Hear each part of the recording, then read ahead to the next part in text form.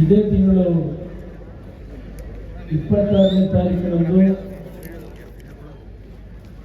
ಕರ್ನಾಟಕ ರಾಜ್ಯದಲ್ಲಿ ಮೊದಲನೇ ಹಂತದಲ್ಲಿ 14 ಲೋಕಸಭಾ ಕ್ಷೇತ್ರಗಳ ಚುನಾವಣೆಯ ಮತದಾನದ ಹಿನ್ನೆಲೆಯಲ್ಲಿ ಇವತ್ತಿನ ದಿನ ಬೆಂಗಳೂರು ಗ್ರಾಮಾಂತರ ಲೋಕಸಭಾ ಕ್ಷೇತ್ರದ ಅಭ್ಯರ್ಥಿಗಳಾಗಿರ್ತಕ್ಕಂಥ ಭಾರತೀಯ ಜನತಾ ಪಕ್ಷ ಮತ್ತು ಜಾತ್ಯತೀತ ಜನತಾದಳದ ಮೈತ್ರಿ ಅಭ್ಯರ್ಥಿ ಆಗಿರ್ತಕ್ಕಂಥ ಡಾಕ್ಟರ್ CN ಮಂಜುನಾಥ್ ಅವರ ಪರವಾಗಿ ನನಗೆ ರಾಜಕೀಯವಾಗಿ ಜನ್ಮವನ್ನು ಕೊಟ್ಟಂತ ಈ ನನ್ನ ತಂದೆ ತಾಯಿಯರ ಸಹೋದರ ಸಹೋದರಿಯರ ಮುಂದೆ 1996 ಇಲ್ಲಿಗೆ 28 ವರ್ಷಗಳಾಗಿದೆ.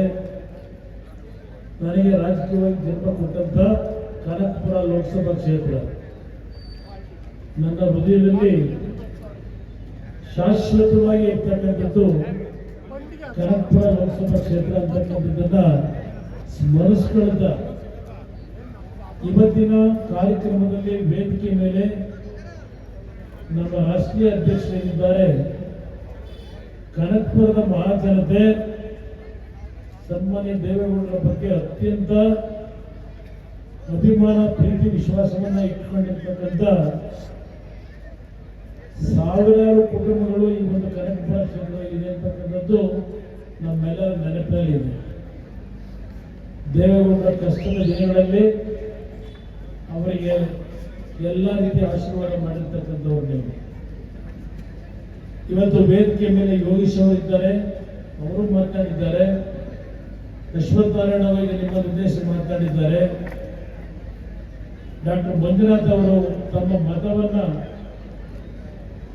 ಕೇಳಿ ತಮ್ಮಲ್ಲಿ ಮನವಿಯನ್ನು ಸಲ್ಲಿಸಿದ್ದಾರೆ. ಬಹುಶಃ ನಿಖಿಲ್ ಕುಮಾರಸ್ವಾಮಿ ಅವರು ನಿಮ್ಮೆಲ್ಲರನ್ನು ಉದ್ದೇಶಿಸಿ ಅತ್ಯಂತ ಪರಿಣಾಮಕಾರಿಯಾಗಿ ಮಾತನಾಡಿದ್ದಾರೆ ಅಂತಕ್ಕಂಥದ್ದು ನನ್ನ ಅಭಿಪ್ರಾಯ. ಜೊತೆಗೆ ಮಂಜುನಾಥ್ ಅವರಿದ್ದಾರೆ, ನಮ್ಮ ಮಾಗಡಿ ಕ್ಷೇತ್ರದ ನನ್ನ ಸ್ನೇಹಿತರು. ಈಗ ನಾನು ಇಲ್ಲಿರ್ತಕ್ಕಂಥ ಎಲ್ಲ ನಾಯಕರುಗಳ ಬಂಡಪ್ಪ ಕಾಶಪ್ಪನವರಿದ್ದಾರೆ, ಮಿರ್ಚಿ ಸಾಹೇಬರು ಮಾತನಾಡಿದ್ದಾರೆ ಅಂತಕ್ಕಂಥ ಹೇಳಿದ್ದಾರೆ. ಈಗ 9:30 ಗಂಟೆ ಸಮಯ. ಕನಕಪುರ ನನಗೆ ರಾಜಕೀಯವಾಗಿ ಪರಿಚಯ ಆದಂತ ದಿನವನ್ನ ಇವತ್ತು ನನಗೆ ನೆನಪನ್ನ ಮಾಡಿಕೊಡ್ತಾ ಇದ್ದೀರಿ. ಇಲ್ಲಿ ನಡೆದಿರ್ತಕ್ಕಂಥ ಈ ಒಂದು ಜನಸ್ತೋಮ ನಾನು ಪ್ರಥಮವಾಗಿ ಹೇಳಲಿಕ್ಕೆ ಬಯಸ್ತೇನೆ. ಕನಕಪುರ ವಿಧಾನಸಭಾ ಕ್ಷೇತ್ರ ಇದು ಜನತಾದಳದ ಭದ್ರಕೋಟೆ. ಈ ಕ್ಷೇತ್ರವನ್ನ ಈ ತಾಲೂಕಿನ ಜನತೆ ಅತ್ಯಂತ ಅಭಿಮಾನದಿಂದ ಜನತಾದಳವನ್ನು ಬೆಳೆಸಿದ್ರಿ. ನಮ್ಮ ಪಕ್ಷಕ್ಕೆ ಹಿನ್ನಡೆ ಆದಂಥದ್ದು ಈ ತಾಲೂಕಿನ ಜನತೆಯಿಂದ ಹಿನ್ನಡೆ ಆಗಲಿಲ್ಲ. ನಮಗೆ ಈ ತಾಲೂಕಿನ ಕಾರ್ಯಕರ್ತರಿಂದ ಹಿನ್ನಡೆ ಆಗಿಲ್ಲ. ನನ್ನನ್ನು ಒಳಗೊಂಡಂತೆ ಈ ವೇದಿಕೆ ಮೇಲೆ ಉಪಸ್ಥಿತಕ್ಕಂಥ ನಮ್ಮ ಇಲ್ಲಿಯ ಸ್ನೇಹಿತರುಗಳಿದ್ದಾರೆ, ಇಲ್ಲಿ ಇರ್ತಕ್ಕಂಥವರು ಎಲ್ಲ ನಿಷ್ಠೆಯಿಂದಿದ್ದಾರೆ. ಈಗ ಆದರೆ ಈಗ ಕೆಲವರೆಲ್ಲ ಫಿಲ್ಟ್ ಆಗಿ ನಮ್ಮ ಎಲ್ಲಿದೆ ಜನತಾದಳ, ನಿಮ್ಗೆ ಬುದ್ಧಿ ಇದೆಯಾ, ಬಂದುಬಿಡಿ, ಪಂಚಾಯತಿಗೆ ಅಭ್ಯರ್ಥಿಗಳು ಸಿಗೋದಿಲ್ಲ ಜನತಾದಳಕ್ಕೆ ತಮ್ಮ. ಪಾಪ ನನ್ನಿಂದ ದೇವೇಗೌಡರ ಆಶೀರ್ವಾದದಲ್ಲಿ 1900 ಇಲ್ಲ 2004 ಇರ್ಬೇಕು, ಆಗ ಸಾಕ್ತೋರ್ಗಿತ್ತು ಕ್ಷೇತ್ರ. ಅವತ್ತು ಅಭ್ಯರ್ಥಿ ಮಾಡಿದಾಗ ಪಾಪ ಒಂದು ಪುಟಗಟ್ಟಲೆ ನಮ್ಮ ನೆಂಟರಿಷ್ಟವರೇ ದೇಶದಲ್ಲಿ ನನಗೆ ಇಷ್ಟು ದುಡ್ಡು ಕೊಡ್ತಾರೆ ಚುನಾವಣೆ ನಡೆಸಲಿಕ್ಕೆ ಅಂತೇಳಿ ಪಟ್ಟಿ ತಂದು ಕೊನೆಗೆ ನನ್ನ ತಲೆ ಮೇಲೆ ಕಟ್ಟಂತ ಮಹಾನುಭಾವ ದೇವೇಗೌಡ ನಮ್ಮನ್ನೇನಾದರೂ ಬೈಕೊಳ್ಳಿ. ಪಾಪ ಚನ್ನಪಟ್ಟಣದ ಕಾರ್ಯಕರ್ತರನ್ನ ಕೊಂಡ್ಕೊಳ್ಳಿ, ಪಾಪ ಅಲ್ಲೇ ಹಣ ಕೈಗೆ ಹಿಡ್ಕೊಂಡು ಅಲ್ಲೇ ಮನೆ ಮಾಡ್ಕೊಂಡು ಕೂತ್ಬಿಟ್ಟವಾಯ್ತು. ನಿಮ್ಮಂತ ಪುಣ್ಯಾತ್ಮರು ಬೆಳೆಸಿದಂತ ವ್ಯಕ್ತಿ ನಿಮ್ಮ ಕೈ ಬಿಟ್ಟು ಅಲ್ಲೋ ಕೂತಿದ್ದಾನೆ ಚನ್ನಪಟ್ಟಣ. ನಮ್ಮ ಕಾರ್ಯಕರ್ತರನ್ನ ಕೊಂಡ್ಕೊಳ್ಳಿ.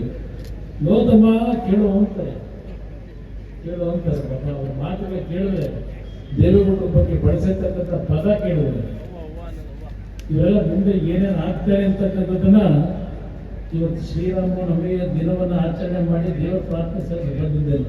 ಕೆರಗೋಡಿನ ಶ್ರೀರಾಮನವಮಿಯ ಒಂದು ಸಂದರ್ಭದಲ್ಲಿ ಶ್ರೀರಾಮಚಂದ್ರನಿಗೆ ಪೂಜೆ ಸಲ್ಲಿಸಿ ಬಂದು ಮಾತಾಡ್ತಾ ಇದ್ದೇನೆ.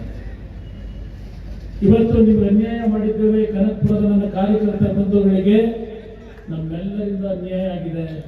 ಪ್ರಥಮವಾಗಿ ನಿಮ್ಮೆಲ್ಲರಲ್ಲಿ ಕ್ಷಮೆಯನ್ನು ನಾನು ಕೋರಲಿಕ್ಕೆ ಬಯಸ್ತಾ ಇದ್ದೇನೆ. ನನ್ನಿಂದ ಅನ್ಯಾಯ ಆಗಿರ್ತಕ್ಕಂಥದ್ದು ನಾನು ಮಾಡಬೇಕು ಅಂತ ಮಾಡಿದವನಲ್ಲ. ಈ ಕ್ಷೇತ್ರದಲ್ಲಿ ನೀವು ಪಟ್ಟಿರ್ತಕ್ಕಂಥ ಕಷ್ಟ, ಈ ಪಕ್ಷವನ್ನು ಉಳಿಸ್ಲಿಕ್ಕೆ ನೀವು ಪಟ್ಟಿರ್ತಕ್ಕಂಥ ಹಿಂಸೆ, ಇದೆಲ್ಲವನ್ನ ನಾನು ನೋಡಿದ್ದೇನೆ. 1999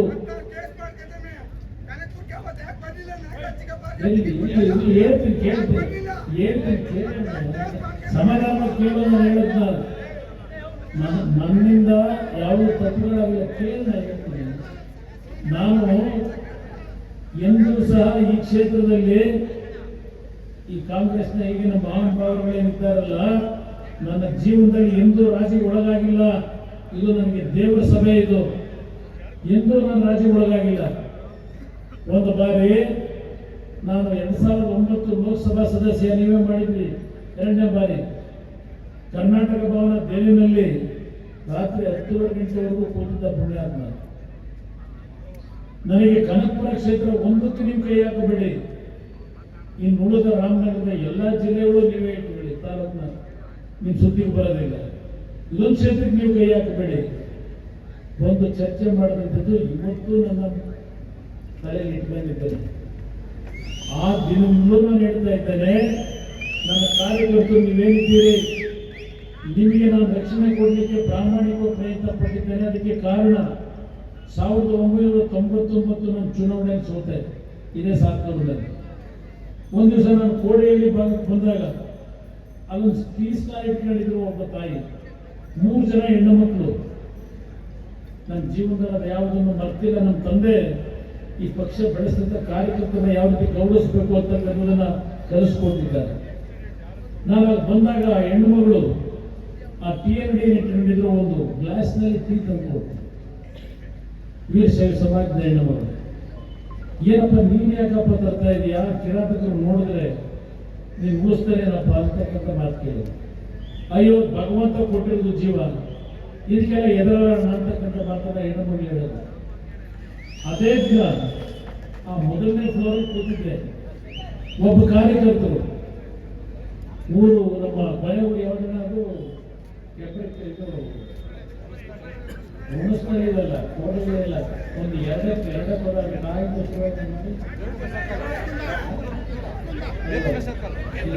ಅದರಲ್ಲಿ ಸ್ವಲ್ಪ ತಲೆ ಬರಬೇಕು. ನನ್ನ ಕೆಬರೆ ಗ್ರಾಮದಲ್ಲಿ ಒಬ್ಬ ನಮ್ಮ ಪಕ್ಷದ ಕಾರ್ಯಕರ್ತ ಒಂದು ಆಶ್ರಯ ಮನೆ ಕೊಟ್ಟಿಲ್ಲ, ನ್ಯಾಯಯುತವಾಗಿ ಕೊಡಬೇಕು ಅವನಿಗೆ. ಅದಕ್ಕೆ ಯಾಕೆ ಕೊಡಲಿಲ್ಲ ಆ ಭಕ್ತಿಗೆ, ಕಾಂಗ್ರೆಸ್ ಪಕ್ಷಕ್ಕೆ ಮತ ಕೊಡಲಿಲ್ಲ ಅಂತ ನಾನು ಹೇಳಿದೆ. ಯಾಕೆ ಜನತಾದಳ ಅಂತೇಳಿ ನಿಮಗೆ ಸಿಗಬೇಕಾದಂತ ಒಂದು ಫಲಾನುಭವಿ ಏನಿದ್ದೀರಿ, ಮನೆ ಕೊಡ್ತಾ ಇಲ್ಲ, ಒಂದು ಕೆಲಸ ಮಾಡೋಣ, ಹೋಗುತ್ತೆ ಒಂದು ಮುಂದೆ ಅರ್ಜಿ ಕೊಟ್ಟು ಮನೆ ತಗೋ ಅಂತ ಹೇಳಿದೆ. ಆ ಮನುಷ್ಯ ಹೇಳ್ತಾನೆ, ಅವತ್ತು ನನ್ನ ಕೈ ಕಳೆದರೂ ಸಹ ಅವನ ಮುಂದೆ ಹೋಗಿ ನನ್ನ ಕೈ ಮುಗಿದು ನಿಲ್ಲಲ್ಲ ಅಂತ ಕೆಲಸ ಮಾಡಿದೆ. ಇದು ಕನಕಪುರದ ನನ್ನ ಕಾರ್ಯಕರ್ತರು ದೇವೇಗೌಡರನ್ನ ಬೆಳೆಸಿದಂತ ಕನಕಪುರದ ತಂದೆ ತಾಯಿಗಳು. ನಾನು ದ್ರೋಹ ಮಾಡಿಲ್ಲ, ದಯವಿಟ್ಟು ನಿಮ್ಮಲ್ಲಿ ಕೈ ಜೋಡಿಸಿ ಮನವಿ ಮಾಡಿದ್ದೇನೆ, ನನ್ನ ಮೇಲೆ ಅನುಮಾನ ಪಡಬೇಡಿ. ನಾನು 2018ನೇ ಇಸ್ವಿಯವರೆಗೆ ಹೋರಾಟ ಮಾಡಿದ್ದೇನೆ. 2006 ಚುನಾವಣೆ 8ರಲ್ಲಿ ಕೇವಲ 3,000 ಮತ ಏನು ಬಂದಿದ್ರೆ ಅವತ್ತು ರಾಜಕೀಯ ಮುಗಿತಾ ಇತ್ತು. ನಮ್ಮಲ್ಲೇ ಕೆಲವು ದೋಷಗಳು. ಈಗಲೂ ಇವತ್ತೇ ಈ ಒಂದು ದೊಡ್ಡ ಸಂಖ್ಯೆಯಲ್ಲಿ ಸೇರಿದ್ದೀರಿ. ನಾಳೆಯಿಂದ ಮತ್ತೆ ನಿಮ್ಮಗಳ ಮೇಲೆ ಬೇಟೆ ಪ್ರಾರಂಭ ಆಗುತ್ತೆ. ಮಧ್ಯರಾತ್ರಿ ಕನ್ನಡ ಬರ್ತಾರೆ. ಯಾಕೆಂದ್ರೆ ನಾನು ಇದೆಲ್ಲ ನೋಡ್ಬಿಟ್ಟಿದ್ದೀನಿ ಈ ಕ್ಷೇತ್ರದಲ್ಲಿ ಮಧ್ಯರಾತ್ರಿ. ಯಾಕೆಂದ್ರೆ ನಾನು ಸಾತ್ನೂರಲ್ಲಿ ನಿಂತಾಗ ವಿಡಿಯೋ ಮಾಡಿಸೋರು. ನಾನು ಹಳ್ಳಿಗಳಿಗೆ ಹೋದಾಗ ಸಾತ್ನೂರಿನಲ್ಲಿ ನನ್ನ ಜೊತೆ ಬರ್ತಕ್ಕಂಥದ್ದು ಎಲ್ಲ ಜನಗಳಿಗೆ ವಿಡಿಯೋ ಮಾಡೋದು. ಅರ್ಧ ರಾತ್ರಿ ಹೋಗಿ ಅವ್ರ ಮನೆ ಬಾಗಿಲು ತಟ್ಟಿ ಅಲ್ಲೇ ಮಲ್ಕೊಂಡು ಕೈ ಮುಗಿತೀವಿ, ನನ್ನ ಮರ್ಯಾದೆ ಉಳಿಸಿ, ಎಷ್ಟು ಬೇಕು ಹೇಳಿ ತಗೊಳ್ಳಿ ಅಂತ ಹೇಳಿ ಯಾವ್ಯಾವ ರೀತಿ ಜನತೆಯನ್ನ ಮರಳು ಮಾಡಲಿಕ್ಕೆ ಕಾರ್ಯಕರ್ತರನ್ನ ದಾರಿ ತಪ್ಪಿಸ್ತಕ್ಕಂಥ ಕೆಲಸ ಮಾಡಿದ್ದಾರೆ. ಇದರ ಅನುಭವ ನನಗಾಗಿದೆ ಈ ಕ್ಷೇತ್ರದಲ್ಲಿ. ನಾನು ಇವತ್ತಿನ ರಾಜಕಾರಣದಲ್ಲಿ ಇವತ್ತೇನು ನಾವು ಡಾಕ್ಟರ್ CN ಮಂಜುನಾಥ್ ನಿಂತಿದ್ದಾರೆ, 18ರ ಚುನಾವಣೆ ನಾನು ಕಾಂಗ್ರೆಸ್ ಜೊತೆ ಸರ್ಕಾರದಲ್ಲಿ ಭಾಗಿಯಾಗಬೇಕು ಅಂತ ಇದ್ದವನಲ್ಲ, ನಾನು ಭಾಗಿಯಾಗಬೇಕು ಅಂತ ಇದ್ದವನಲ್ಲ. ಸನ್ಮಾನ್ಯ ಸಿಂಧಿಯಾ ಅವರು 2013ರಲ್ಲಿ ಅಭ್ಯರ್ಥಿ ಆಗಬೇಕು ಅಂತ ತೀರ್ಮಾನ ಮಾಡ್ತಾ ಇದೆ. ಎಲ್ಲ ಅವರು ಸಿಂಧಿಯಾ ಅವರನ್ನ ನಾವು ಅಭ್ಯರ್ಥಿ ಮಾಡಿದ್ರೆ 2008ರಲ್ಲಿ 6,000 ಮತದಲ್ಲಿ ಸೋತಿದ್ದು ಅವತ್ತು ನಮ್ಮ ಕಾರ್ಯಕರ್ತರು, ಕೇವಲ 6,000 ಮತದಲ್ಲಿ. 13ನೇ ಇಸ್ವಿನಲ್ಲಿ ಸಿಂಧಿಯಾ ಅವರನ್ನ ನಾವು ಅಭ್ಯರ್ಥಿ ಮಾಡಿದ್ರೆ ಆ ಆರ್ಥಿಕವಾಗಿ ಭರಾಟೆಯಾಗಿರತಕ್ಕಂಥವ್ರ ವಿರುದ್ಧ ನಾವು ಹೋರಾಟ ಮಾಡೋಕೆ ಅನುಕೂಲ ಆಗುತ್ತೆ, ಹಣ ತೀರ್ಮಾನ ಮಾಡೋದು ಒಳ್ಳೆಯದು ಅಂತ ಹೇಳಿ ಸಿದ್ದಮರಿಗೊಂಡ್ರೆ ಸೂತ್ರಧಾರರು ಆಗ ನಾನು ಹೇಳಿದೆ, ಹುಡುಕ್ಬೇಡಿ ಅಂತ ಹೇಳಿ. ಆದರೂ ಅಂತಿಮವಾಗಿ ಅವರನ್ನ ಅಭ್ಯರ್ಥಿ ಮಾಡೋದು, ಅದು ಯಾವ ಥರ ಚುನಾವಣೆಗಳು ನಡೆಸ್ಕೊಂಡ್ರು ಅವೆಲ್ಲ ನನಗೆ ಚರ್ಚೆ ಮಾಡಕ್ಕೆ ಹೋಗಲ್ಲ. ಎಲ್ಲಿಂದ ನಮಗೆ ಹಿನ್ನಡೆ ಪ್ರಾರಂಭ ಆಯಿತು ಅನ್ನೋದು 2006ರಲ್ಲಿ ಇದೇ ಈಗೇನು ಹೋಗಿ ಪಾಪ ದೊಡ್ಡ ಸೇನಾಧಿಪತಿ ಆಗ್ಬಿಟ್ಟಿದ್ದಾರಲ್ಲ ಈಗ ನಮ್ಮ ಹತ್ರ ಬೆಳೆದನ್ನು ಸೇನಾಧಿಪತಿ. ಅದೇ ಸಿಂಧಿಯಾ ಅವ್ರ ಮನೆ ಮುಂದೆ ಹೋಗಿ ಬೇಡ್ಕಂಡ ನಾನು ಆಶೀರ್ವಾದ ಮಾಡಿ ಅಂತ. ಸಿಂಧಿಯಾ ಅವರ ಹೊತ್ತು ಅವನಿಗೆ ಆಶೀರ್ವಾದ ಮಾಡಲಿಲ್ಲ.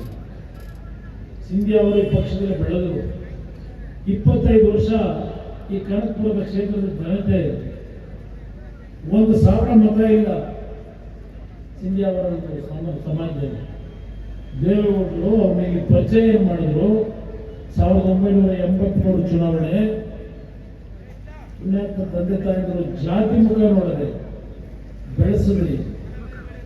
ಅವರು ಈ ಕ್ಷೇತ್ರವನ್ನು ಯಾವ ರೀತಿ ಇಟ್ಟಿದ್ದು ನಾನು ನೋಡಿದ್ದೇನೆ. ದೇವೇಗೌಡರನ್ನೇ ಒಂದು ಬಾರಿ ಸೋಲಿಸಿದ್ರಿ. ಅಂತ ವ್ಯಕ್ತಿ ಇವತ್ತು ಜನತಾದಳ ಇವತ್ತು ಈ ಪರಿಸ್ಥಿತಿಗೆ ಬರಲಿಕ್ಕೆ 25 ವರ್ಷಗಳ ಕಾಲ ಶಾಸಕರಾಗಿ 15-20 ವರ್ಷ ಮಂತ್ರಿ ಆದಂತ ಆ ವ್ಯಕ್ತಿ ಇವತ್ತು ಈ ಕ್ಷೇತ್ರವನ್ನು ಹಾಳು ಮಾಡಿದ್ದು, ನಾನು ಹಾಳು ಮಾಡಿದ್ದೇನೆ. ಸರಿಯಾಗಿ ನಡ್ಕೊಳ್ಳಿಲ್ಲ. 1994 UK ಸ್ವಾಮಿ ಇವತ್ತಿನ ಮತ ಇಲ್ಲ, ನಮ್ಮ ಮುಂದೆ ಜೊತೆಲಿಲ್ಲ, ತೀರ್ಕೊಂಡು ಹೋಗಿದ್ದಾರೆ. ಕೇವಲ 500 ಮತದಲ್ಲಿ UK ಸ್ವಾಮಿ ಸೋತಿದ್ದಾರೆ ಅಂತ ಹೇಳಿ ಅವತ್ತಿನ ತಹಶೀಲ್ದಾರ್ ಚುನಾವಣಾಧಿಕಾರಿಗಳು UK ಸ್ವಾಮಿಯನ್ನು ಸಾಧ್ಯ ಜನತೆ ಗೆಲ್ಲಿಸಿದ್ರು ಅವತ್ತು. ಆದರೆ ಅಧಿಕಾರಿಗಳ ಮುಖಾಂತರ ಪ್ರಭಾವ ಬೀರಿ ಅವತ್ತೇನು ಅವರು ಆಯ್ಕೆಯಾಗಿದ್ದಾರೆ ಅಂತೇಳಿ ಘೋಷಣೆ ಮಾಡಿ ಆ ಚುನಾವಣಾಧಿಕಾರಿ ಕದ್ದು ಹೋದ.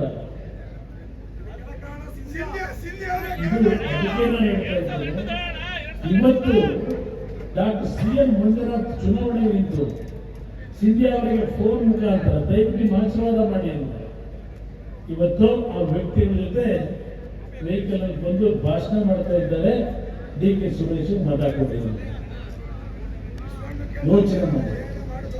ಇದೆಲ್ಲ ಯಾಕೆ ಕೇಳ್ತಾ ಇದ್ದೇನೆ, 2018 ಚುನಾವಣೆ ಅವತ್ತು ಏನೋ ಕೆಲವೆಲ್ಲ ನಡೀತು. ಸರ್ಕಾರ ಮಾಡಬೇಕಾಯ್ತು. ನನಗಿವ್ರ ಜೊತೆ ಮಾಡಕ್ಕೆ ಇಷ್ಟ ಇಲ್ಲ. ದೇವೇಗೌಡರು ಅವರ ತೆರೆನಲ್ಲಿ 62 ವರ್ಷಗಳ ಕಾಲ ಈ ಕಾಂಗ್ರೆಸ್ನ ನಂಬಿ ಅವ್ರ ರಾಜಕೀಯ ಜೀವನವನ್ನೇ ಹಾಳು ಮಾಡಿಕೊಂಡು ಹೇಳುತ್ತಾರೆ. ದೇವೇಗೌಡರನ್ನ ಈ ವಯಸ್ಸಿನಲ್ಲಿ ಕುಮಾರಸ್ವಾಮಿ ಅವರ ಹೆಸರಿಗೆ ಕಳಂಕ ತಂದ. ನನ್ನ ಬಗ್ಗೆ ಅಪ್ರಚಾರ ಮಾಡ್ತಾ ಇದ್ವಿ. ಬಿಜೆಪಿ ಜೊತೆ ನಾನು ಮೈತ್ರಿ ಮಾಡ್ಕೊಂಡ್ರೆ ಮೊನ್ನೆ ದಿನ ನರೇಂದ್ರ ಮೋದಿ ಅವರ ಜೊತೆ ಮೈಸೂರಿನಲ್ಲಿ ಸನ್ಮಾನ್ಯ ದೇವೇಗೌಡರು ಒಂದು ಮಾತನ್ನ ರಾಜ್ಯದ ಜನತೆ ಹೇಳಿದ್ದಾರೆ. ಇವತ್ತು ನನ್ನ ಮಗನನ್ನ ನರೇಂದ್ರ ಮೋದಿ ಅವರ ಜೊತೆ ಕೈ ಜೋಡಿಸು ಅಂತ ಹೇಳಿ ನಾನೇ ಕಳಿಸ್ಕೊಟ್ಟಿದ್ದೇನೆ ಅಂತ ಹೇಳಿ ಆ 2 ಲಕ್ಷದ ಜನತೆ ಮುಂದೆ ದೇವೇಗೌಡರು ಏನು ಹೇಳಿದ್ದಾರೆ. ಅದಕ್ಕೆ ಕಾರಣ ಅವರು ಎಷ್ಟು ನೊಂದಿರಬಹುದು ಅಂತಕ್ಕಂಥದ್ದನ್ನು ಯೋಚನೆ ಮಾಡಿ. ಸತತವಾಗಿ ಅವರು 62 ವರ್ಷಗಳ ಕಾಲ ಈ ದೇಶದಲ್ಲಿ ಜಾತ್ಯತೀತ ಶಕ್ತಿಗಳು ಉಳಿಬೇಕು, ಸೆಕ್ಯುಲರಿಸಂ ಉಳಿಬೇಕು ಅಂತ ಹೇಳಿ ಬಂದಂತವರು ಇರ್ತಾರೆ. 62ರಲ್ಲಿ ಅವರಿಗೆ ಕಾಂಗ್ರೆಸ್ನ ಟಿಕೆಟ್ ಕೊಡಲಿಲ್ಲ, ಘೋಷಣೆ ಮಾಡಿ ಪಕ್ಷೇತರ ಅಭ್ಯರ್ಥಿಯಾಗಿ ನಿಂತು ಅಲ್ಲಿಂದ ಅವರ ರಾಜಕೀಯ ಜೀವನ ಪ್ರಾರಂಭ ಆಯಿತು. ಕಾಂಗ್ರೆಸ್ ವಿರುದ್ಧ ಹೋರಾಟ ಮಾಡ್ಕೊಂಡ್ರು. ಅವರು ಎಂದೂ ಸಹ ಒಂದು ಜಾತ್ಯತೀತ ಶಕ್ತಿ ಉಳಿಬೇಕು ಅಂತ ಪ್ರಯತ್ನ ಪಟ್ಟಂತಂದಿದೆ. ಈಗ ಹೇಳ್ತಾರೆ ಪಾಪ ನಮ್ಮ ಶಿವಕುಮಾರ್ ಅವರು, ಸಿದ್ದರಾಮಯ್ಯನವರು ದೇವೇಗೌಡರನ್ನ ಪ್ರಧಾನಮಂತ್ರಿ ಮಾಡಿದ್ಯಾರು? ಇದೇ ಕಾಂಗ್ರೆಸ್ ಪಕ್ಷ ಅಂತ. ದೇವೇಗೌಡರನ್ನ ಪ್ರಧಾನಮಂತ್ರಿ ಮಾಡಿದ್ದು ಕಾಂಗ್ರೆಸ್ನವರಲ್ಲ. 197 ಜನ ರಾಜಕೀಯ ನಮ್ಮ ಪ್ರಾದೇಶಿಕ ಪಕ್ಷಗಳ ಮತ್ತು ಕಮ್ಯುನಿಸ್ಟ್ ಪಕ್ಷದ ಲೋಕಸಭಾ ಸದಸ್ಯರು ಏನೇ ಆಯ್ಕೆಯಾಗಿದ್ರು ಅವರು ದೇವೇಗೌಡರನ್ನ ಗುರುತಿಸಿದ್ರು. ಇವರು 140 ಸೀಟ್ ಬಂದಿತ್ತು, ಯುನೈಟೆಡ್ ಫ್ರಂಟ್ ಅಂತ ಮಾಡಿ ಬೆಂಬಲ ಕೊಟ್ಟರು. ದೇವೇಗೌಡರನ್ನ ಮುಖ್ಯಮಂತ್ರಿ ಮಾಡಿದ್ದು ಅಂತ ಹೇಳ್ತಿರಲ್ಲ ಶಿವಕುಮಾರ್, ಸಿದ್ದರಾಮಯ್ಯನವರೇ, ದೇವೇಗೌಡರನ್ನ ಪ್ರಧಾನಮಂತ್ರಿ ಸ್ಥಾನದಿಂದ ಅತ್ಯಂತ ಇಳಿಸಿದ್ರಲ್ಲ. ದೇವೇಗೌಡರು ಏನು ತಪ್ಪು ಮಾಡಿದ್ರು ಪ್ರಧಾನಮಂತ್ರಿ ಸ್ಥಾನದಲ್ಲಿ ಇಳಿಸಬೇಕಾದ್ರೆ ನನ್ನ ಜನತೆ ನೀವು ಯೋಚನೆ ಮಾಡಿ. ಹೇಳ್ತಾರೆ ದೇವೇಗೌಡರು ಮುಖ್ಯಮಂತ್ರಿ ಮಾಡಿದ್ರು. ಕುಮಾರಸ್ವಾಮಿನ 5 ವರ್ಷ ಕೇವಲ 39 ಸ್ಥಾನ ಗೆದ್ದಿದ್ದಾರೆ. 5 ವರ್ಷ ಈ ರಾಜ್ಯ ಆಳು ಅಂತೇಳಿ ನಾವು ಅನ್ಕಂಡೀಷನ್ ಸಪೋರ್ಟ್ ಕೊಡ್ತಾ ಹೋಗ್ತಾರೆ. ಪ್ರಮಾಣವಾದ ಸ್ವೀಕಾರ ಮಾಡಿ ಅದ್ಯಾವುದು ಜಾಗದವ್ರಿಗೆ ಓಟ್ಲಿದೆ ಅಲ್ಲೆಲ್ಲ ಏರ್ಪೋರ್ಟ್ ರೋಡಲ್ಲಿ ದೊರೆ ಕೇಳ್ತಾರೆ. ನನ್ನನ್ನ ಆ ಓಟ್ ಕಾರಿಡಾರ್ ಮುಂದೆ ಫುಟ್ಪಾತ್ನಲ್ಲಿ ನಿಲ್ಲಿಸಿದ್ರು.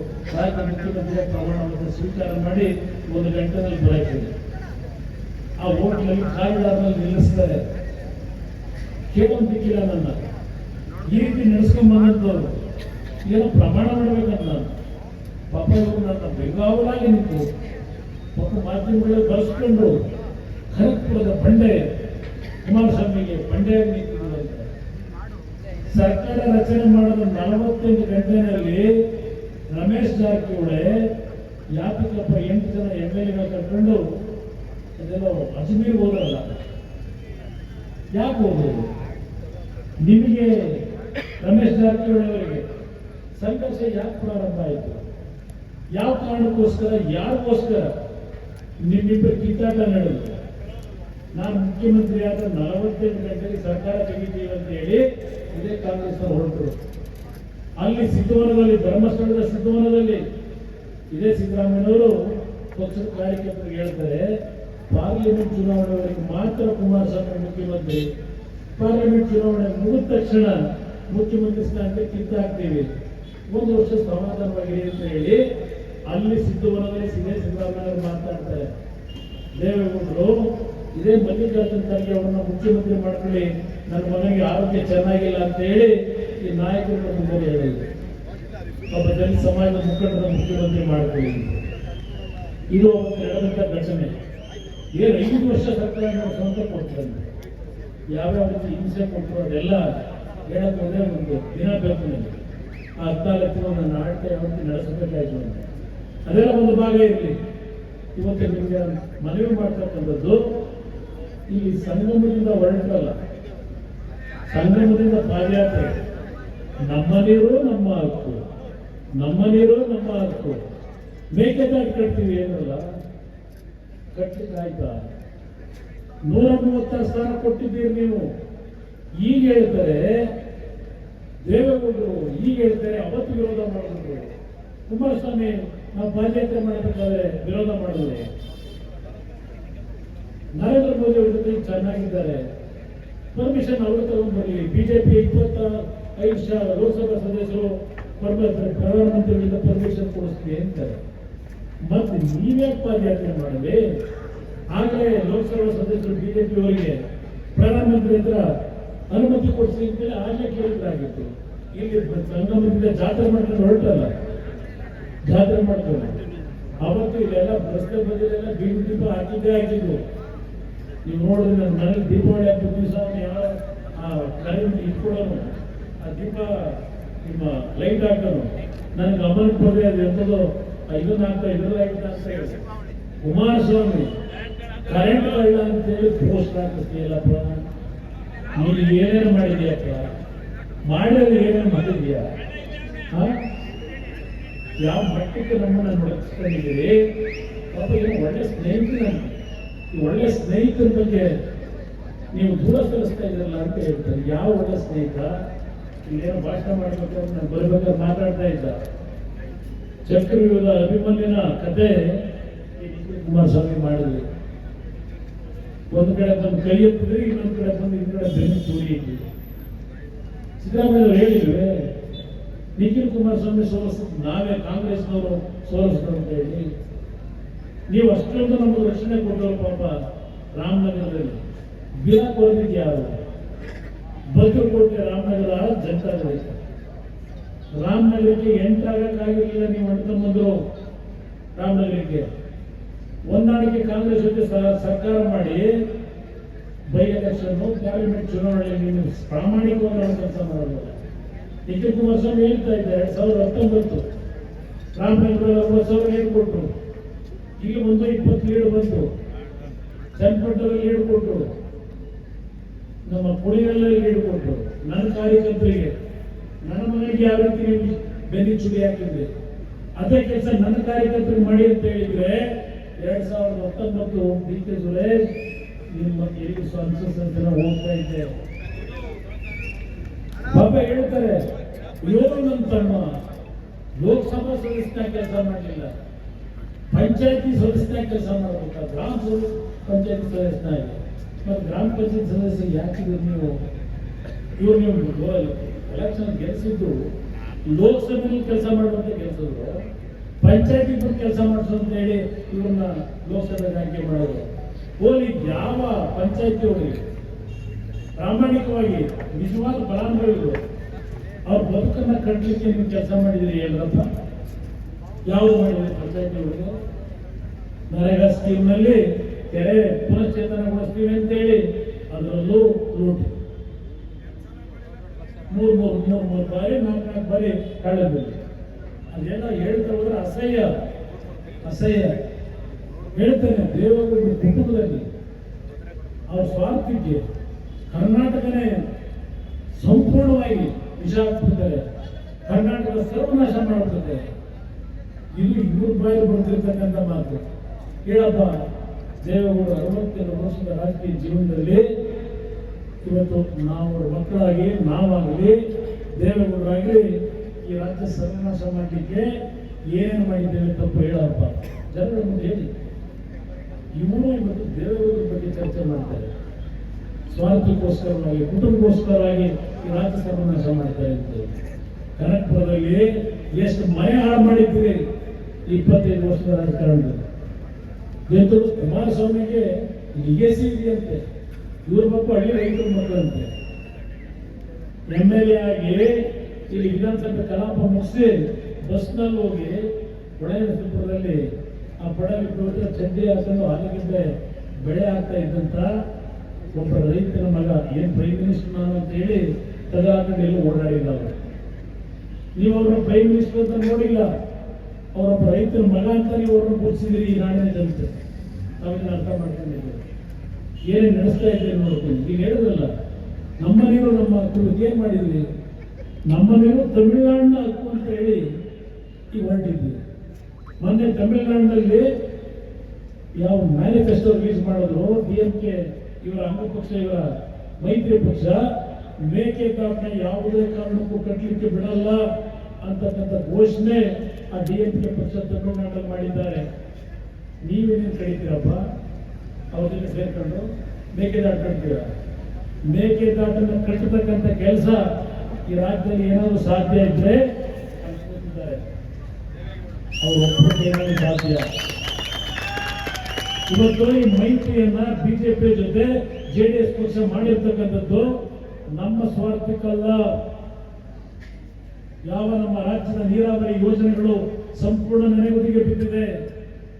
ಅಪ್ಪರ್ ಕೃಷ್ಣ ಅದಕ್ಕೊಂದು ಜೀವ ಕೊಟ್ಟಿದ್ದೇವೆ. ಅಪ್ಪರ್ ಕೃಷ್ಣ ಯೋಜನೆಗೆ ಅವರು ಪ್ರಧಾನಮಂತ್ರಿಗಳಾಗಿ ತೆಗೆದುಕೊಂಡಂತ ನಿರ್ಧಾರ ಇವತ್ತು 15,000 ಕೋಟಿ ಆ ಉತ್ತರ ಕರ್ನಾಟಕದ ನೀರಾವರಿ ಯೋಜನೆಗೆ ದುಡ್ಡು ಬಂತು. ಅಪ್ಪರ ಪತ್ರ ನಾನು ಯಡಿಯೂರಪ್ಪ ಮುಖ್ಯಮಂತ್ರಿ ಇದ್ದಾಗ ಮೈತ್ರಿ ಪಕ್ಷದ ಸರ್ಕಾರದಲ್ಲಿ ಯಡಿಯೂರಪ್ಪ ನಾವು ಮಾಡಿದಂತ ಕಾರ್ಯಕ್ರಮ ಇದೆಲ್ಲವನ್ನ ಹೇಳ್ತಾ ಹೋದ್ರೆ 2 ಗಂಟೆ ಮಾತಾಡ್ತಾರೆ. ಇವತ್ತು ನಾವು ನಿಮ್ಮನ್ನು ಕೈ ಜೋಡಿಸಿ ಮನವಿ ಮಾಡೋದು ಕನಕಪುರದ ನನ್ನ ತಂದೆ ತಾಯಂದಿರಿಗೆ ಇವತ್ತು ನಿಮ್ಮ ಮುಂದೆ ನಾನು ಒಂದು ಮಾತು ಕೊಡ್ತೇನೆ. ಇಲ್ಲಿರ್ತಕ್ಕಂಥ ನಮ್ಮ ನಾಯಕರುಗಳು ಇವತ್ತೇನು 2 ದಿವಸಗಳ ಹಿಂದೆ ನಿಮ್ಮನ್ನು ಕರೆದು ನಾನು ಸಭೆ ಮಾಡಿದ್ದು, ಸುಮಾರು 35-40 ಜನ ಮನೆ ತಂದು ನಿಮ್ಮೆಲ್ಲ ಕೂಡಿಸ್ಕೊಂಡು ಚರ್ಚೆ ಮಾಡಿ ಬಿಜೆಪಿಯ ಕಾರ್ಯಕರ್ತರು ಇದ್ದೀರಿ. ಇವತ್ತು ನೀವಿಬ್ಬರೂ ಸೇರಿ ಒಂದು ಸಭೆಯನ್ನ ಇವತ್ತು ಮಾಡಬೇಕು ಅಂತ ಹೇಳಿ 2 ದಿವಸದಿಂದ ನಿಮಗೇನು ಟಾರ್ಗೆಟ್ ಮಾಡಿದ್ರೆ ಅರ್ಥ ಮಾಡ್ಕೊಳ್ಳಿ. ನಮ್ಮ ಪಕ್ಷದ ಮುಖಂಡರುಗಳು ಕಾರ್ಯಕರ್ತರು ಇವತ್ತು ಕನಕಪುರದಲ್ಲಿ ಇವತ್ತು ದೇವೇಗೌಡರು ಪ್ರಾರಂಭ ಮಾಡಿದಂಥ ಹೋರಾಟದಿಂದ ಅವ್ರ ಜೊತೆಗೆ ಇರ್ತಕ್ಕಂಥ ಈ ತಾಲೂಕಿನ ಜನತೆ ಇವತ್ತು ಜನತಾದಳದ ಪರವಾಗಿದ್ದಾರೆ, ಅವರು ವಿರೋಧವಾಗಿದ್ದಾರೆ. ನಿಮ್ಗೆ ಶಕ್ತಿ ಇದೆ. ಈ ಶಕ್ತಿಯನ್ನು ಸರಿಯಾದ ರೀತಿಯಲ್ಲಿ ಉಪಯೋಗ ಮಾಡ್ಕೊಂಡ್ರೆ ನಿಮ್ಮಲ್ಲಿ ಎಲ್ಲ ರೀತಿಯ ಭಿನ್ನಾಭಿಪ್ರಾಯಗಳನ್ನು ಬಿಟ್ಟು ನಮ್ಮ ಕಾರ್ಯಕರ್ತರ ಧ್ವನಿಯಾಗಿ ನೀವು ನಿಂತರೆ ಈ ಚುನಾವಣೆಯಲ್ಲೇ ಡಾಕ್ಟರ್ ಮಂಜುನಾಥ್ ಅವರಿಗೆ ಕನಿಷ್ಠ 15,000 ಮತವನ್ನ ಹೆಚ್ಚಿನ ಮತವನ್ನು ತರಲಿಕ್ಕೆ ಸಾಧ್ಯ ಇದೆ. ನಿಮ್ಮ ಶಕ್ತಿ ಗೊತ್ತಿಲ್ಲ. ನಿಮಗೆ ಕೆಲವು ಜೋಡಿಗೆ ಹಲವಾರು ಬಾರಿ ತಪ್ಪು ನಿರ್ಧಾರಗಳನ್ನು ಮಾಡಿದ್ದೀವಿ. ಕೈ ಜೋಡಿಸಿ ಮನವಿ ಮಾಡಿದ್ದೀವಿ. ನಾನು 1 ಬಾರಿ ಕಾಂಗ್ರೆಸ್ ಜೊತೆ ಸರ್ಕಾರದಲ್ಲಿ ಭಾಗವಹಿಸಿ ತಪ್ಪು ಮಾಡ್ಕೊಂಡು ನನ್ನ ಪಕ್ಷ ಹಾಳು ಮಾಡಿದ್ದಾರೆ. ಪಾಪ ಹೇಳ್ತಾರೆ, ಕುಮಾರಸ್ವಾಮಿ ಬಿಜೆಪಿ ಜೊತೆ ಮೈತ್ರಿ ಮಾಡಿಕೊಂಡು ಅವರಪ್ಪ ಕಟ್ಟಿರ್ತಕ್ಕಂಥ ಜನತಾದಳವನ್ನ ಮಾರಾಟ ಮಾಡಿಬಿಟ್ಟಿದ್ದಾನೆ. ಆ ಪಕ್ಷ ಮುಳುಗೋಯ್ತು. JDS ನ ಕಾರ್ಯಕರ್ತರು, ಬಿಜೆಪಿ ಕಾರ್ಯಕರ್ತರು ನಮ್ಮ ಆಫೀಸ್ ಭಾಗ ತೆಗೆದಿದೆ, ನಮ್ಮ ಮನೆ ತೆಗೆದಿದೆ, ಬನ್ನಿ ಬನ್ನಿ ಅಂತ ಕರೀತಾರೆ. ಪಾಪ ಶಿವಕುಮಾರ್ ಅವ್ರ ಪಕ್ಷ ಇಷ್ಟು ಬಲಿಯುತವಾಗಿದ್ರೆ ಇನ್ನು ಬೇರೆ ಪಕ್ಷದ ಕಾರ್ಯಕರ್ತನ ಬನ್ನಿ ಬನ್ನಿ ಅಂತ ಯಾಕಪ್ಪ ಕರೀತೀವಿ? ಪಾಪ ಹೇಳ್ತಾರೆ JDS ಪಕ್ಷ ಉಳಿಬೇಕು, JDS ಪಕ್ಷ ಸಾಗಬಾರದಂತ, JDS ಪಕ್ಷ ಉಳಿಬೇಕಂತ. ಉಳಿಯಕ್ಕೆ ಏನ್ ಮಾಡ್ತಾ ಇದೀವಿ ಹೇಳಪ್ಪ? ಈ ಪಕ್ಷ ಉಳಿಸ್ತಿದ್ವಿ, ಈ JDS ನ ಮುಗಿಸಬೇಕು ಅಂತ ಹೇಳಿ ನನ್ನ ಜೊತೆ 10 ಜನ ಶಾಸಕರು ಈಗಾಗಲೇ ನಮ್ಮ ಮನೆ ಕಾಂಪೌಂಡ್ ಬಂದ್ಬಿಟ್ಟವ್ರೆ. 12 ಜನ ರೆಡಿ ಆಗವ್ರೆ. JDS ಉಳಿಸ್ತೀನಿ ಅಂತ ಒಂದು ಕಡೆ ಹೇಳ್ತೀವಿ, ಇನ್ನೊಂದು ಕಡೆ JDS ಉಳಿಬೇಕು ಅಂತ ಹೇಳ್ತೀರಲ್ವೇ? ದಯವಿಟ್ಟು ಸಭೆಯನ್ನ ಇಷ್ಟೊಂದು ದೊಡ್ಡ ಮಟ್ಟದಲ್ಲಿ ಮಾಡಿದ್ದೀವಿ. ನಿಮ್ಗೆ ಶಕ್ತಿ ಇದೆ. ನೋಡಿದ್ದೀರಿ ಇವರ ಅಟ್ಟಹಾಸಗಳನ್ನ, ಎಷ್ಟು ಕುಟುಂಬಗಳ ಪರಿಸ್ಥಿತಿಗಳನ್ನು ಎಲ್ಲಿದ್ದರು. ಮರಳೇಬೇಕುಂಪೆ ಗ್ರಾಮದ ತಾಯಂದು 1 ವರ್ಷ 2 ವರ್ಷ ಕೋರ್ಟ್ ಕಚೇರಿ ಆಗುವಂತ ದಿನಗಳು ನಾನು ಕಂಡಿದ್ದೇನೆ. ಬೇಕಾದಷ್ಟು ವಿಷಯಗಳನ್ನು ಚರ್ಚೆ ಮಾಡಬೇಕು. ನಿಮ್ಮಲ್ಲಿ ಕೈ ಜೋಡಿಸಿ ಮನವಿ ಮಾಡ್ತಕ್ಕಂಥದ್ದು ಇಂಥ ಒಂದು ಪಾತ್ರ ಕೂಡ ಇದೆ. ನಿಖಿಲ್ ಕುಮಾರಸ್ವಾಮಿ ಸುತ್ತಾ ಇದೆ. ಅಧಿಕಾರ ಯಾರಿಗೂ ಶಾಶ್ವತ ಇಲ್ಲ ಅನ್ನೋದು ಇದು ಕಂಡಿದ್ದೆ. ದೇವೇಗೌಡರು ಪ್ರಧಾನಮಂತ್ರಿ ಹೇಳಬೇಕು, ರೈತರ ಕುಟುಂಬದಲ್ಲಿ ಹುಟ್ಟಿ ಈ ದೇಶದ ಕೆಂಪು ಬಾವುಟ ಹಾಕಿಕೊಂಡಿರ್ತಕ್ಕಂಥ ಕೆಂಪು ಬಾವುಟದಲ್ಲಿ ಭಾರತ ಧ್ವಜವನ್ನು ಹಾರಿಸಿಕೊಂಡಿರ್ತಕ್ಕಂಥದ್ದು ಅಧಿಕಾರ ಹಿಡ್ಕೊಂಡೇ ಬದಲಾಗಿ ಆ ಒಂದು ಹಿನ್ನೆಲೆಯಲ್ಲಿ ನಿಮಗೆ ನನ್ನ ಕನಕಪುರದ 2 ಪಕ್ಷಗಳ ಬಿಜೆಪಿ ಮತ್ತು JDS ಪಕ್ಷದ ಕಾರ್ಯಕರ್ತ ಬಂಧುಗಳಿಗೆ ಈ ಚುನಾವಣೆಯನ್ನು ಸವಾಲಾಗಿ ಸ್ವೀಕಾರ ಮಾಡಿ ಅವರು ಸೀರೆ ಕೊಡ್ತಾರೆ, ಕುಕ್ಕರ್ ಕೊಡ್ತಾರೆ, ಓವನ್ ಕೊಡ್ತಾರೆ, ಇಲ್ಲ ಕೂಪನ್ ಕೊಡ್ತಾರೆ. ಇದೆಲ್ಲವನ್ನ ಧಿಕ್ಕರಿಸಿ ಇವತ್ತು ಪುಸ್ತಕರ್ತಕ್ಕಂಥ ಕೆಲಸವನ್ನ ಮಾಡಬೇಕು ಅಂತಕ್ಕಂಥ ಮನವಿಯನ್ನ ನಿಮ್ಮೆಲ್ಲರಿಗೆ ಸಲ್ಲಿಸ್ತಕ್ಕಂಥ ಮುಖಾಂತರ ಇವತ್ತಿನ ಸಭೆಯನ್ನ ಇವತ್ತು ಯಶಸ್ಸುಗೊಳಿಸಿದ್ದೀರಿ. ಈ ಯಶಸ್ಸು ಜೂನ್ 4ನೇ ತಾರೀಕಿನ ಫಲಿತಾಂಶದ ದಿನ ಇವತ್ತು ಯಶಸ್ವಿಯನ್ನು ನೋಡಬೇಕು ಅಂತ ಹೇಳಿ ನಿಮ್ಮನ್ನು ಕೈ ಜೋಡಿಸಿ ಮನವಿ ಮಾಡಿ ನಿಮ್ಮೆಲ್ಲರಿಗೆ ಹೊಂದಿಸಿ ಮಾತು ನೀಡುತ್ತೇನೆ. ಜೈ ಜೈ.